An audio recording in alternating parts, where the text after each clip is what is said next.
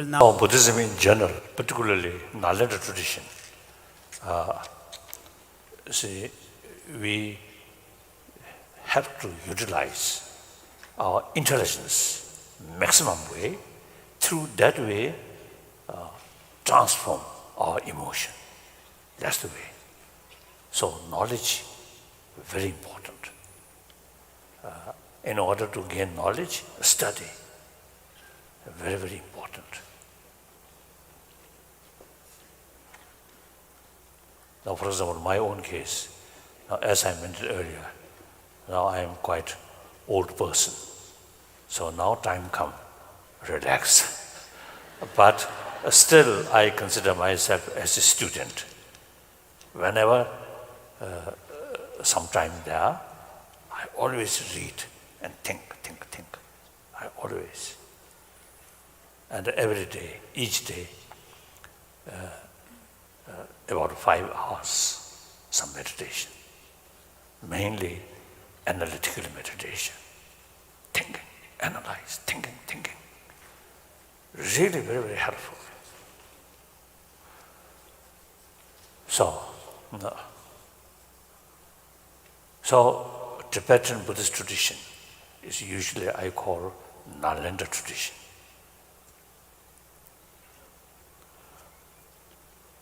Therefore, the point is that without the foundational knowledge of the Buddha's teaching, without some experience of the foundational teachings like no self, impermanence, and particularly the teaching on emptiness, there isn't any basis for building the Vajrayana tantric path. So I think it's important to recognize this, because otherwise sometimes Vajrayana practices become kind of a form of a ritual.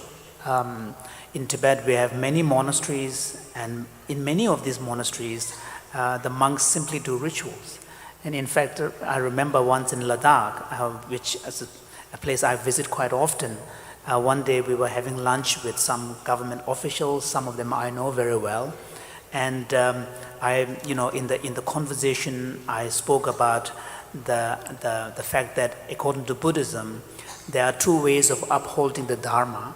One is to uphold the Dharma by teaching and studying. This is one way of upholding the Dharma. The second way of upholding the Dharma is to make Dharma real through one's own practice and realization.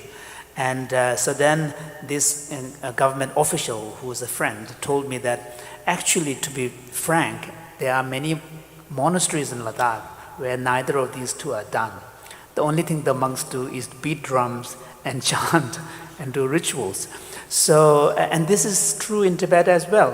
We have many monasteries in Tibet where the monks only learn how to chant and do the rituals and beat the drums. So I think it is important to remember, what is the essence and the significance of these teachings, and what is the essence of the actual practice.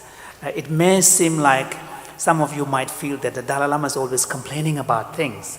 My approach is to be frank.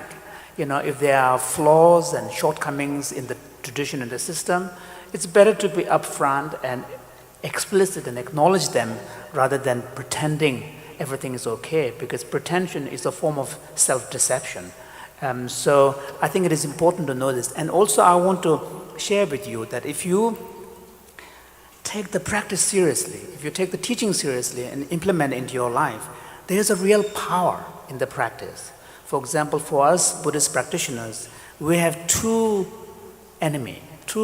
principal enemies. One is the self-cherishing, excessive self-cherishing thought and attitude.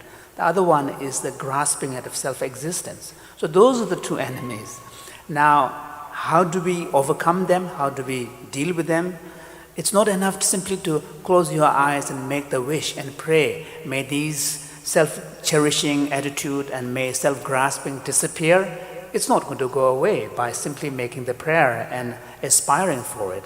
What needs to be done is to really understand how they manifest, where they are rooted, what are their antidotes.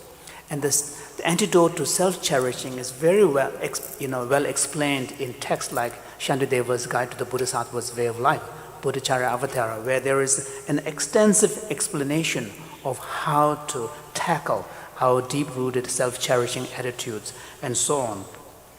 And similarly, and this is something that knowledge alone is not enough. First of all, you have to reflect deeply and from many different angles. Then secondly, you have to reflect again and again and again and again. And thirdly, you have to reflect it over a prolonged period of time. So it's from many different perspectives, over and over again, over a long period of time. And through the combination of that, then you begin to see a real impact. Similarly, when it comes to dealing with self-grasping, again, reflecting deeply from all sorts of ways on the teaching on emptiness, then meditating and contemplating this again and again and over a long period of time, then you really begin to see a change. I'm not claiming that I've realized emptiness, but I can assure you that I'm kind of almost there. And this is not to really boast, but to really make the point that if you make an effort, there really is an impact and a power. In my case, now it's been about 60 years since I started taking these practices seriously, and I can assure you that the power of practice and understanding of the teaching is really tremendous.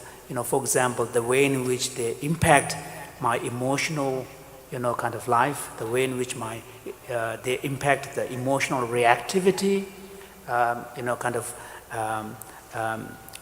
dampening of predisposition towards anger, strong emotions, negative emotions, and so on. It's the power of practice is really felt in those kind of areas. So the point I want to make is that, it is only through understanding and practicing over time that you can begin to see a real transformation. Oh yeah. So therefore, faith alone is not enough. Of course, as practicing Buddhist, faith in the Dharma is very important. There is a scriptural quotation which says that the faith is the foundation of all good qualities. But faith alone is not enough. The faith needs to be grounded and accompanied with an ability to use your intelligence to understand the Dharma and then make it real in your practice. Oh yeah.